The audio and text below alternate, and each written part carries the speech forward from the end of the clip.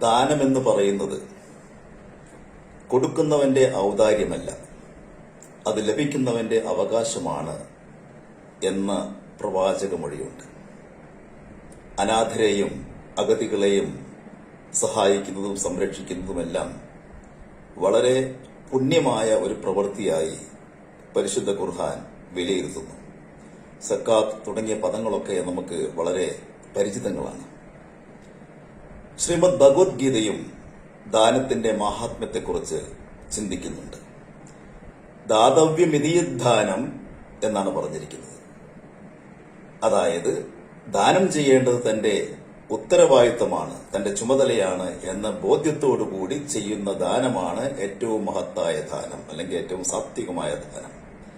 അത് ആർക്കാണ് കൊടുക്കേണ്ടത്? ദീയതേ അനുപകാരിണേ, ഇങ്ങോട്ട് ഉപകാരം ചെയ്യാൻ കഴിയാത്തവന് കൊടുക്കുന്ന ദാനമാണ് ഏറ്റവും ഉന്നതമായ ദാനം.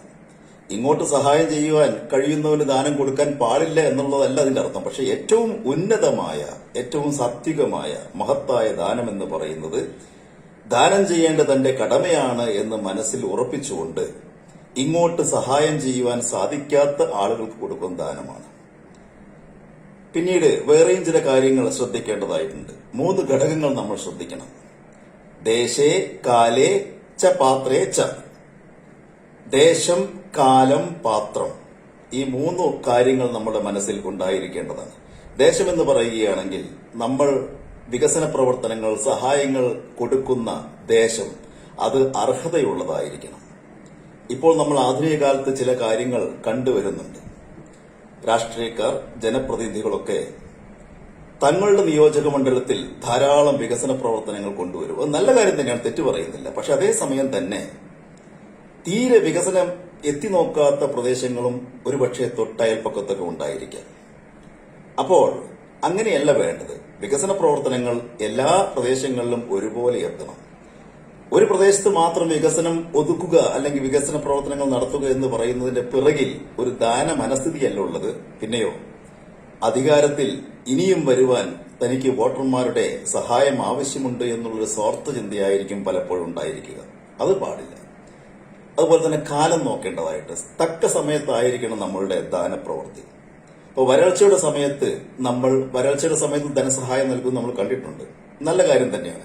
പക്ഷേ അത് കറക്റ്റായ ആ സമയത്ത് തന്നെ നമ്മൾ നൽകിയിരിക്കണം. വരൾച്ചയെല്ലാം കഴിഞ്ഞതിന് ശേഷമല്ല സഹായം ദാനം ചെയ്യേണ്ടത്. അതുപോലെ തന്നെ വെള്ളപ്പൊക്കക്കെടുതി കൊണ്ട് ബുദ്ധിമുട്ടുന്ന സമയത്ത് തന്നെ പ്രദേശവാസികൾക്ക് അതിന്റെ സഹായം നൽകേണ്ടതാണ്. അപ്പോൾ ഓരോന്നിനും ഓരോ സമയമുണ്ട്. ആ സമയത്ത് ചെയ്യുന്ന ദാനത്തിനാണ് ശരിയായ പ്രസക്തി. 3ാമത്തെ കാര്യം പാത്രം എന്നാണ്. പാത്രം എന്ന് പറഞ്ഞാൽ ദാനം സ്വീകരിക്കുന്നവന്റെ യോഗ്യത കണക്കിലെടുത്ത് വേണം നമ്മൾ ദാനം ചെയ്യേണ്ടത്. വാരിക്കോരി എല്ലാവർക്കും യാതൊരു വിവേചനവുമില്ലാതെ ദാനം ചെയ്യുന്നത് അത്ര മഹത്തായ കാര്യമായിട്ട് ഭഗവത്ഗീത കാണുന്നില്ല. അതേസമയം തന്നെ അർഹതയുള്ള വ്യക്തികൾക്ക് നല്ല രീതിയിൽ ദാനം ചെയ്യുന്നത്, നല്ല രീതിയിൽ സഹായം ചെയ്യുകയാണ് നമ്മൾ ചെയ്യേണ്ടത്. ചിലർ തങ്ങളുടെ പൊങ്ങച്ചം കാണിക്കുവാൻ വേണ്ടി മറ്റു യാതൊരു കാര്യവും ശ്രദ്ധിക്കാതെ ഉള്ളവനും ഇല്ലാത്തവനും ഒരുപോലെ ദാനം ചെയ്യുന്നതായിട്ട് നമ്മൾ കണ്ടിട്ടുണ്ട്. അത് അത്ര സാത്വികമായ ഒരു കാര്യമല്ല. നേരെ മറിച്ച് ഇല്ലാത്തവനെ സഹായിക്കുവാൻ, ആ ദാനം സ്വീകരിക്കുന്ന വ്യക്തിയുടെ യോഗ്യത മനസ്സിലാക്കി പ്രവർത്തിക്കുവാൻ നമുക്ക് സാധിക്കണം.